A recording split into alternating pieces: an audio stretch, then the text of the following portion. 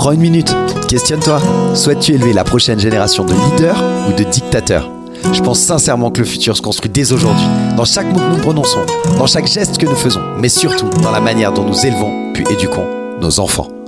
Salut à toi, bienvenue dans la saison 2 d'Ensemble Impactons Demain, renommée pour l'occasion Ensemble Impactons Demain Éducation, le podcast dédié à l'éducation positive.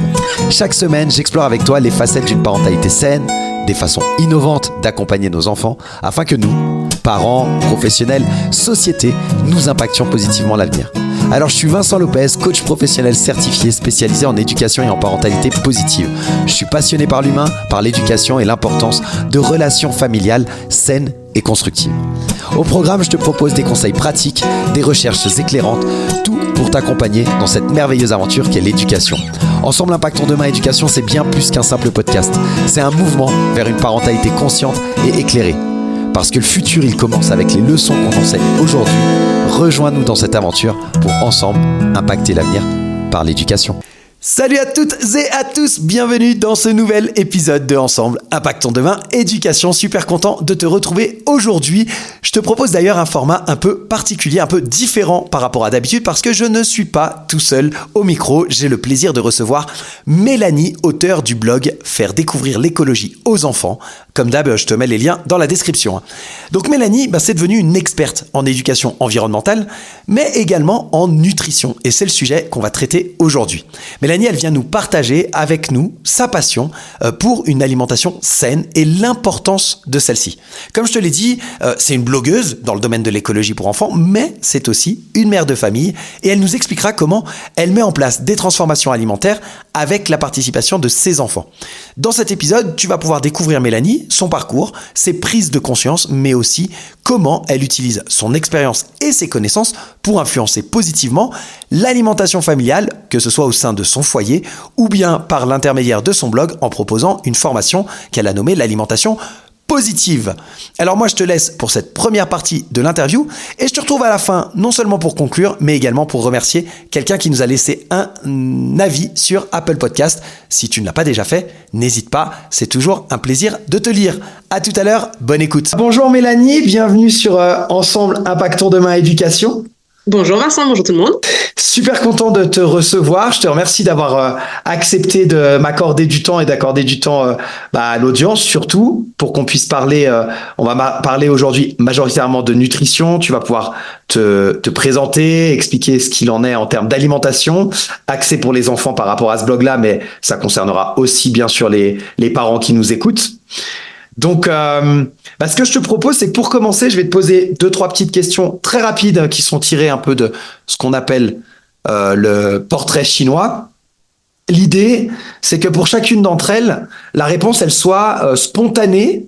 Il n'y a pas forcément de réflexion sur ce que tu vas répondre, mais que ce soit spontané et assez court. Puis ensuite, bien sûr, tu auras un temps pour te présenter de manière un peu plus détaillée si tu le souhaites. Est-ce que ça te va ? Parole. Très bien. Ok, cool. Alors, c'est parti. Avec la thématique d'aujourd'hui, bien sûr, j'ai pris des aliments et je vais commencer avec le fruit. Si tu étais un fruit, lequel serais-tu ? Je serais une myrtille. Une myrtille, trop bien. Oui, parce que c'est très mignon la myrtille. Parce que c'est mignon. Non, pas que parce que c'est mignon. Non, la myrtille parce que j'adore déjà au niveau du goût, tout ce qui est baies, fruits rouges, etc. C'est hyper sympa au niveau du goût, les enfants adorent ça. Et en plus, c'est un fruit, la myrtille, qui est hyper riche en vitamine C, en vitamine K, en antioxydants, en fibres, etc. C'est un index glycémique pas très élevé, donc je trouve moi en tout cas un fruit qui est hyper intéressant. Quelque chose de mignon et de sain en plus. C'est ça. Trop bien. Merci. Si tu étais un légume, qu'est-ce que tu aurais choisi ? Alors là, c'est moins glamour, mais je pense que je vais choisir l'épinard. Ok. Et pour quelle raison ? Pareil, parce que c'est un aliment qui est carrément même sain, qui a quasiment pas, qui a un index glycémique qui est quasi nul, donc hyper intéressant, qui est riche en vitamines A, C, K, magnésium, fer, etc., antioxydants, donc hyper intéressant au niveau nutritionnel. Et c'est un aliment, alors, qui est, je vais dire, aimé par les enfants, parce que moi, mes enfants l'adorent. Et je pense que c'est pas le cas de tous les enfants, mais quand on sait bien cuisiner, faire des trucs sympas avec, en général, les enfants aiment bien, les adultes aussi. Ouais, je suis entièrement d'accord, je te rejoins. Mes enfants, ils adorent ça aussi. Ouais. On aime bien, ma femme aime bien faire, elle fait des, comment ça s'appelle? Des gnocchis maison et elle les fait aux épinards en général, justement. Et ils adorent ça. Enfin voilà, ils ont sous plusieurs formes. Donc, très bon choix. Je le rejoins.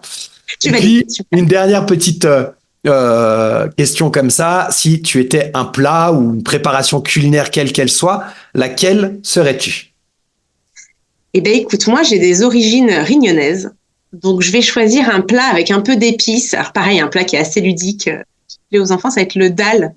Le dal, ils Mmh. le faire avec patates douces, lentilles corail, des petites épices. Tu mets une petite boule de riz à côté et puis tu saupoudres avec des, comment on appelle ça, des noix de cajou. Ah, Super, super. super intéressant au niveau nutritionnel, avec des épices. Nous, c'est un plat qu'on adore à la maison, que mes enfants adorent aussi et qui me ressemble. J'aime bien. Ok, super. Bah écoute, ça me parle aussi beaucoup. C'est un plat que je fais ouais, entre 2 à 3 fois par mois au moins. Le seul Ouais. regret quand je le prépare, c'est qu'avec avec ma femme, on adore le, le, le goût du dalle avec de la coco. Enfin, tu vois, ce qu'on appelle lait de coco, qui est pas vraiment du lait, mais tu vois, du lait de coco. Mais mes enfants n'aiment pas ça, donc Ah mince! on le fait pas à la coco, malheureusement, on le fait à d'autres choses. Ils le mangent très bien, mais c'est vrai qu'il manque cette petite saveur un peu exotique en plus des épices. Mais bon, voilà. Donc, Mais je ça, comprends. l'avantage, c'est que tu sais, tu peux rajouter une petite lichette de lait de coco par-dessus ton plat à toi et pas le mettre dans la préparation pour les enfants, hein. Ça, c'est chouette. Exact, c'est ce qu'on fait, tu vois. Maintenant, c'est ce qu'on fait. Mais voilà. Donc, le dalle, au top. Je te remercie. Voilà, une petite présentation, puis ça permet un peu de briser la glace, je trouve. J'aime bien ces présentations de portraits chinois. L'idée, peut-être, si tu le souhaites, en 5 minutes, de te présenter pour l'audience qui tu es et qui tu es, ce que tu fais, et puis peut-être aussi, eh bien, en quoi tu es légitime pour parler d'alimentation. Je veux le dire comme ça. Moi, je sais pourquoi, mais si tu peux le dire à l'audience, c'est une bonne entrée en matière. Ok, ça marche. Bon, écoute, je vais essayer d'être courte parce que j'ai un Vas-y. parcours un peu particulier. Non, alors donc je suis Mélanie, je suis maman de 2 enfants qui ont aujourd'hui 5 ans et 8 ans. Et il y a quelques années, j'étais encore salariée, tranquillement, etc. Mais quand même, à la naissance de mes enfants, j'ai eu une prise de conscience écologique. Je me suis dit, avec toutes les infos hyper angoissantes qu'on avait, il y avait un contexte politique qui était assez particulier aussi. Je me suis dit, mais dans quel monde j'ai fait des enfants? Petit à petit, je me suis dit, et comment moi est-ce que je m'intègre là-dedans? Comment est-ce que je prends les choses en main pour eux finalement, plutôt que de tomber dans l'inaction, ce que j'ai fait au début malheureusement, hein, je me suis dit, je me mets des œillères, je vais avoir tout ça. En fait, mes enfants vont être confrontés au monde. Comment est-ce que je fais pour les armer au maximum? Donc, en quelques mois, j'ai tout quitté. On a été confinés en France. Et c'est à ce moment-là que j'ai créé tout simplement un blog pour partager les activités que je faisais avec mes enfants, mais initialement de la thématique de l'écologie. Je faisais plein de choses. Le blog a vachement bien marché, vachement plu. En fin d'année, je faisais un sondage et je lançais mes abonnements, donc les abonnements des défis écolos, qui consistent du coup, chaque mois, les enfants et les parents reçoivent une thématique qu'ils vont explorer avec plein de supports différents. Ça va être des fiches, des vidéos, des quiz, des expériences scientifiques, des activités. Et finissent ce grand mois avec une grande aventure, style une chasse au trésor, un escape game, une enquête. Et donc, chaque mois, ça permet de découvrir une thématique environnementale, donc ça va être le réchauffement climatique, mais ça peut être un peu plus vaste, comme l'eau, la biodiversité, les insectes, les déchets, etc.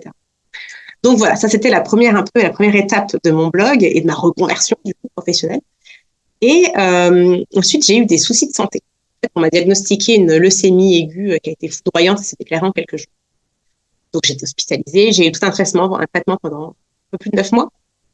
Et en fait, là, je me suis posé des questions sur, OK, comment est-ce qu'on en arrive à mon âge à avoir une pathologie qui est généralement diagnostiquée en moyenne chez les gens de plus de 70 ans. J'avais 34. Et j'ai fait des recherches, etc. Et évidemment, aujourd'hui, on ne saura pas, on ne sait pas exactement ce qui a provoqué cette maladie-là, mais voilà, je me suis remise en question, je me suis dit, mais est-ce que ça ne pourrait pas venir de l'alimentation? Au début, je me suis un peu renseignée par-ci, par-là. Je me suis dit, mais en fait, j'entends depuis toujours une phrase qui me dit, parce qu'en fait, j'ai jamais été plus que ça en surpoids, peut-être un peu à l'adolescence, mais sans plus. On m'a toujours dit, mais t'as un super métabolisme, tu peux manger tout ce que tu veux et tu grossis. Et c'est vrai, quand j'étais ado, je mangeais des cuillères de Nutella au goûter. J'ai toujours été très sucrée, donc même jeune active, il y a des moments où je sortais juste à la boulangerie m'acheter une viennoise au chocolat pour mon déjeuner. Enfin, mais je prenais pas de poids. Donc dans ma tête, bah ouais, je pouvais manger ce que je voulais, je mangeais des légumes par-ci par-là, et pour moi, j'avais un équilibre alimentaire. Et je me suis dit, mais en fait, il n'y a pas que la prise de poids qui est signe d'une mauvaise alimentation, en fait. Et derrière, notre corps, parfois, nous rappelle à l'ordre. Et est-ce que cette leucémie ne m'a pas rappelé à l'ordre? Eh bien, si. Pour moi, en tout cas, l'alimentation a fait partie d'un tout qui m'a conduit à ces problèmes de santé. Et du coup, bah, derrière, je me suis formée. Je me suis formée là-dedans et je me suis dit, et j'ai pris conscience, en fait, que notre parcours scolaire bah, ne nous forme pas du tout à une bonne alimentation, à ce que c'est l'alimentation équilibrée. Là, je le vois en ce moment parce que ma fille, elle a ces cours-là, elle est en CE2 à l'école. Et elle a ses fameux cours sur la pyramide alimentaire, etc. Et en fait, quand elle rentre à la maison et qu'elle apprend ces leçons, ça me fait, je me dis, mais qu'est-ce qu'on leur apprend et quelles sont les bases, en fait, du plan nutrition santé en France et en fait, déjà, ça ne dépasse pas la pyramide alimentaire, ce que les enfants apprennent, la place d'aliments et la pyramide alimentaire, on n'apprend pas grand-chose. Et en fait, pourquoi est-ce que finalement, on n'apprend pas autant qu'on apprend les maths et le français? Pour moi, c'est aussi important de bien se nourrir. Mais c'est malheureusement quelque chose qu'on n'apprend pas à l'école. Et c'est quelque chose aussi qu'on hérite de nos parents. C'est comment est-ce que nos parents nous ont appris à nous nourrir? Bah, c'est ça qui construit aussi, nous, notre équilibre alimentaire d'enfant à adulte. Et en fait, bah, nos parents, eux, ils tiennent eux-mêmes leurs habitudes alimentaires de leurs propres parents, qui n'ont pas été formés spécialement, etc. Et en fait, j'ai pris conscience de ça. Donc, comme je le disais, je me suis formée. Et en fait, je me suis dit, mais en fait, je peux pas, sur mon blog, parler d'écologie sans parler aussi d'une espèce d'écologie intérieure, de comment est-ce qu'on prend soin de soi, comment est-ce que on prend conscience de son bien-être et de comment est-ce que le carburant qu'on met à l'intérieur de nous, comment est-ce qu'on a conscience et comment est-ce qu'on peut faire de son mieux, quoi. Donc voilà, donc derrière j'ai lancé un programme qui s'appelle le programme Alimentation familiale positive et réaliste, qui est vraiment dédié aux parents pour apprendre déjà de façon sympa c'est quoi les bases de l'équilibre alimentaire, mais après au-delà de ça, comment est-ce que de façon réaliste on l'applique au quotidien en famille, comment est-ce qu'on implique les enfants, il y a plein de supports hyper ludiques à faire avec eux, comment est-ce qu'on s'organise à la maison pour essayer de mettre ça en place facilement. Comment est-ce qu'on relie ça avec une alimentation durable et un respect de l'environnement aussi. Moi, ça fait partie quand même des éléments que j'aime aborder et que je souhaite intégrer à notre vie et faire intégrer aussi à un maximum de personnes aussi. Donc voilà, c'est un peu mon parcours et du blog et tout ce que je partage aujourd'hui encore sur le blog et puis tous les supports que j'ai en parallèle. Top, merci beaucoup. Alors le blog, parce que tu en as parlé, et effectivement, c'est comme ça, moi, que je t'ai découvert. Ça s'appelle Faire découvrir l'écologie aux enfants.fr. Je mettrai de toute façon tous les liens pour pouvoir te contacter, les liens vers ta formation également, etc., vers le programme alimentation, pour que les gens puissent, s'ils le souhaitent, aller découvrir tout ça. Moi, je t'ai découvert effectivement via le blog. Alors, eh bien, à la base, parce que je voulais faire un épisode sur l'alimentation pour les enfants, parce que c'est quelque chose qui me tenait à cœur. Et puis, plutôt que moi faire mes recherches et en parler tout seul, je trouvais que c'était beaucoup plus sympa d'être en interaction. Et donc, c'est comme ça que on a pris contact. Donc, je te remercie déjà pour ça. Merci pour ce parcours. Ce que je retiens et que je résume très rapidement, parce que tu as donné plein de choses dans ce que tu as dit, c'est un changement de carrière, une prise de conscience à la fois à la naissance de tes enfants et ensuite avec cet événement personnel et ces problématiques de santé que tu as rencontrées. Et à partir de là, eh bien, le développement, entre guillemets, d'une sorte d'expertise, parce que depuis que tu t'es reconverti, le blog Faire découvrir l'écologie aux enfants, bah, tu transmets plein d'activités. Enfin, moi, j'ai pu aller regarder un petit peu pour voir, pour connaître un peu mieux, parce que finalement, ça fait pas longtemps que j'ai découvert ce blog, mais il est hyper riche. Les activités sont très ludiques, c'est accessible facilement. Enfin, je trouve que ça transmet vraiment beaucoup de choses. On aura peut-être l'occasion même d'en reparler lors de prochains épisodes sur l'écologie, pourquoi pas. Et puis l'alimentation, voilà, je trouve que comme tu le dis, c'est très compliqué aujourd'hui de trouver comment faire à manger sainement à nos enfants, sans tomber, et on va rentrer un peu plus dans le vif du sujet finalement, sans tomber rapidement dans toute la pression des lobbies qui peuvent exister. Je prends cet exemple-là. Alors moi, j'ai pas en tête la pyramide alimentaire qui est apprise aux enfants. Mais si je me souviens bien, dans les bases de la pyramide alimentaire qu'on nous transmettait à l'école, il y avait les produits laitiers. Je prends cet exemple-là parce que je crois que c'était...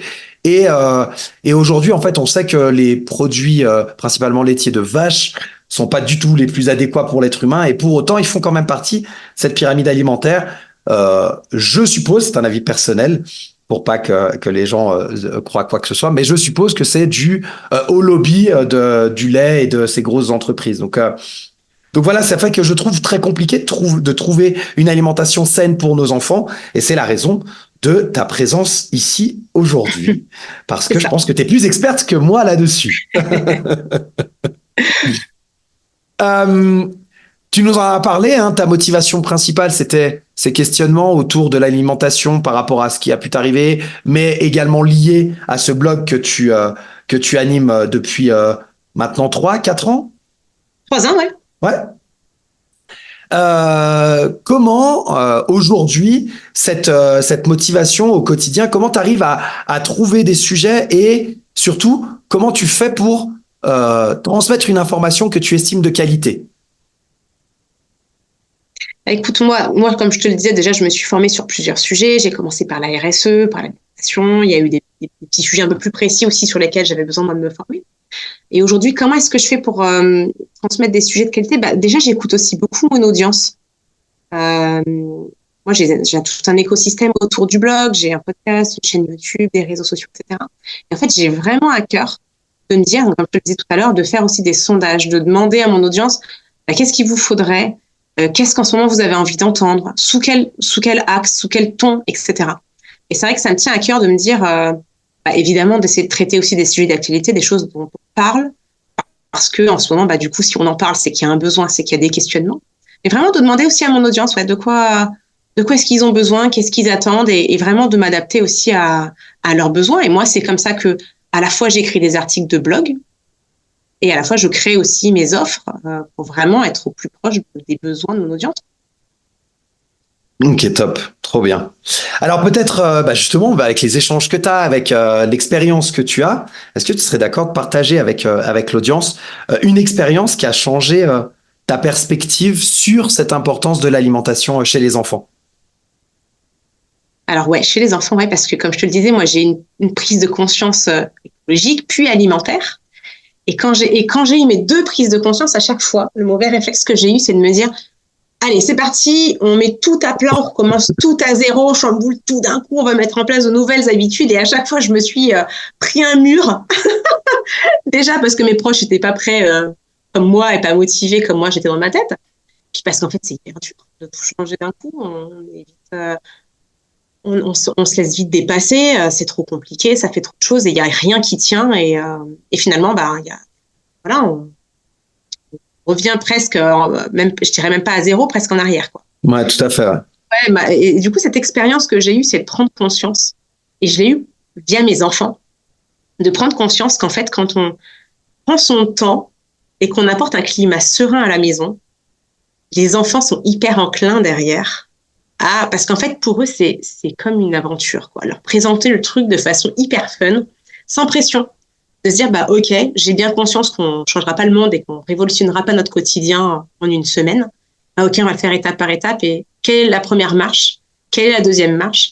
Et presque de faire ça main dans la main avec mes enfants en disant, ok, mais les enfants, j'ai suivi une formation, j'ai pris conscience de plein de trucs, j'ai appris plein de choses que je ne savais pas avant. Donc, tout vous balancer comme ça, et on va y aller petit à petit. Qu'est-ce qu'on va commencer à changer, etc. Et j'ai eu ça avec mes enfants qui, au début, étaient hyper, pas forcément fermés, mais qui ne comprenaient pas trop, en fait. Pourquoi est-ce que tout d'un coup, il fallait tout changer et finalement, il y avait trop d'informations, ils ne comprenaient plus rien. Et finalement, un jour est d'arriver de dire, OK, les enfants, vous savez ce que c'est les antioxydants? Non, mais tout simplement, voilà, mais ouais. Non, mais parce qu'au début, genre, ouais, aujourd'hui, dans la formation, j'ai appris ça. Ils ne comprenaient rien. Et leur dire, OK, je vais leur expliquer avec des mots à eux, petit à petit, notion après notion, de faire le lien avec l'alimentation, avec leur corps, etc. Et en fait, de prendre conscience tout simplement qu'en fait, dans un climat où on est serein, où on va étape par étape, et en fait, derrière, ils sont hyper enclins à essayer de nouvelles choses, goûter, améliorer, participer, etc. Donc, ouais, l'expérience que j'aurais à partager, ce serait ça. Génial. Et c'est top. Ça me fait penser je crois, il y a peut-être 2 ou 3 semaines, je vérifierai et je mettrai les liens de l'épisode. Mais j'ai fait un épisode où je parlais de différentes formes pour accompagner les enfants sur d'autres sujets, sur l'autonomie, etc. Et entre autres, il y avait tout ce qu'on appelle la parentalité ludique. Et c'est ce que tu es en train d'expliquer, en fait, d'apporter des sujets sous forme de jeu. Tu dis c'est une aventure pour les enfants, d'aller leur expliquer étape par étape comment les choses vont se passer, leur expliquer avec leurs mots et faire ça sans pression. C'est ce dont je parle beaucoup sur l'émission. Donc ça rejoint complètement la philosophie du podcast. Hein. C'est aussi pour ça que je t'ai contacté parce que je sentais bien cette ces valeurs communes. Donc, top, trop bien. Petit à petit, changer les choses, pas tout d'un coup. Laisser le temps aussi, tu as dit à tout le monde, à l'entourage et aux enfants en particulier, de pouvoir s'approprier ces nouveaux concepts et puis avancer dans cette nouvelle direction, cette nouvelle philosophie finalement d'une alimentation saine avec les enfants. Comment tu définirais en fait cette philosophie d'alimentation saine avec tes enfants et avec ton programme, comment tu le prônes dans le programme, quoi? Eh ben, écoute, moi, j'adore définir ça comme une aventure. Ça recoupe un peu ce que je viens de dire auparavant, mais vraiment se dire, eh ben, en fait, c'est pas une contrainte qu'on va s'imposer en plus au quotidien, parce qu'il y a un vrai bénéfice derrière. Et il peut y avoir un bénéfice fun aussi. Je veux dire, c'est pas une contrainte. Ça va vraiment être une aventure qu'on va vivre en famille. On va faire des découvertes. On va apprendre des choses. On va le mettre petit à petit en place dans notre quotidien. Et ça ne veut pas dire que derrière, on gardera pas nos repas plaisir qu'on avait avant, voilà, et de craquer et de continuer de se faire plaisir avec l'alimentation, parce qu'au contraire, l'équilibre vient aussi parce qu'il y a du plaisir et parce qu'il y a des fois où, voilà, on n'a pas un repas qui est spécialement équilibré et qu'on va rééquilibrer les jours d'après, c'est pas très grave, quoi. Mais ouais, vraiment, moi, ce concept, ce serait vraiment une grande aventure, et même dans l'aspect écologie, hein, c'est comme ça que moi je l'exprime, en tout cas, vraiment une aventure à traverser en famille, s'écouter les uns les autres, écouter ses goûts, écouter sa faim. Voilà, pas se mettre de contraintes sur il faut absolument manger tel type d'aliment. Aussi, quoi. Parce que moi, dans les formations que j'ai suivies, et même dans la formation que moi je fais sur les bases de l'équilibre alimentaire, hyper théorique. Mmh. Et à côté de ça, il y a la pratique. Et ne pas, voilà, se dire, ouais, ok, il y a mon enfant, il déteste, typiquement, il peut détester les brocolis ou les épinards.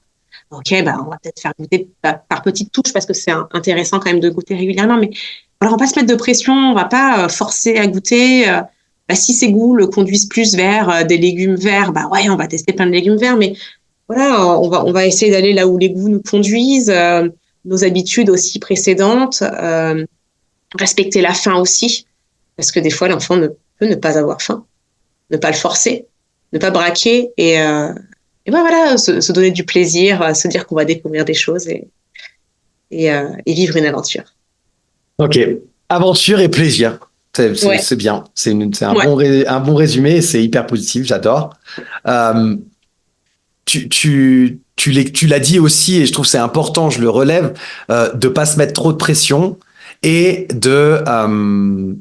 d'accepter que ce soit pas parfait en fait, et que parfois il y a des repas qui soient pas équilibrés, parfois il y a encore des repas plaisir qui sont pas 100% sains, mais en fait c'est comme dans tout, l'excès est mauvais, mais si c'est une fois de temps en temps, c'est pas dramatique, et le plaisir que ça va apporter à la famille et aux enfants fait qu'ils se relancent ensuite sur le chemin de cette aventure et que c'est tout bénéf pour tout le monde finalement.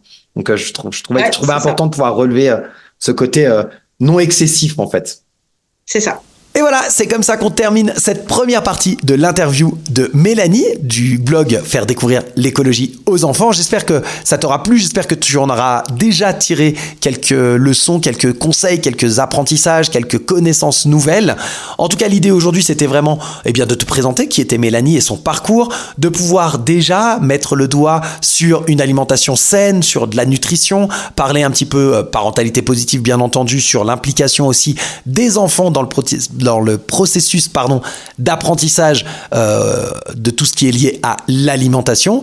C'est la première partie, comme je te l'ai dit, il y en a d'autres. Donc dès la semaine prochaine, on retrouve Mélanie pour une deuxième partie dans laquelle on va essayer d'aller un petit peu plus en profondeur sur l'importance de l'alimentation équilibrée et l'impact sur la santé des enfants, également sur les choix alimentaires, comment ils peuvent affecter par exemple leur humeur ou leur bien-être général. Elle va nous donner des exemples très spécifiques. On va parler également de l'éducation de manière générale alimentaire et de la base de l'équilibre alimentaire dès le plus jeune âge pour pouvoir peut-être promouvoir un style de vie un peu plus sain.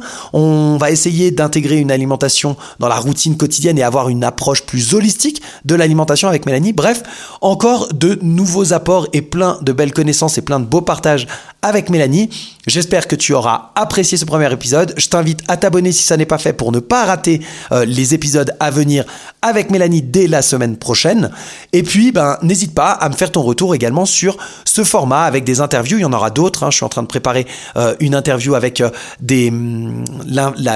l'impact de la nature sur les enfants. Donc, on va avoir une experte du domaine qui viendra nous partager son point de vue et également les projets qu'elle a montés en lien avec cette nature. Bref, donc n'hésite pas à me faire un retour sur ces épisodes interview et ce format. Je les découpe de façon à ce que tu puisses les consommer comme du snacking un peu toujours, 20, 25, 30 minutes maximum, de façon à ce que ce soit pas trop long et pas que tu aies des épisodes qui durent 1 heure ou 1 heure et demie de suite. Voilà pour cet épisode. Comme je te l'ai dit au début de l'épisode et dans l'introduction, aujourd'hui je souhaite remercier quelqu'un qui nous a laissé un avis sur Apple Podcast. Si tu ne l'as pas fait, je t'invite à le faire, à mettre une note, même si elle est mauvaise. N'hésite pas, la critique est toujours constructive, mais en tout cas, de faire le geste d'aller prendre du temps pour mettre 1, 2, 3, 4, 5 étoiles. C'est le must et c'est pour le moment tout ce qu'on a pu avoir sur cette émission. Donc, c'est vraiment gentil. Et il y en a même qui prennent le temps de mettre un commentaire. C'est le petit plus. Et donc, je partage aujourd'hui avec toi le commentaire de Letty M16 qu'elle a laissé au mois de mars. Et merci beaucoup, Letty, pour ce commentaire. Bon, j'ai mis le temps pour venir jusqu'à ton émission, non par manque d'envie, mais plus par défaut d'organisation. Merci pour tes précieux épisodes qui vont enrichir ma démarche, me renforcer et certainement m'accompagner à gérer mon anxiété de maman en démarche alternative d'éducation. D'ailleurs, je m'éduque d'abord moi-même.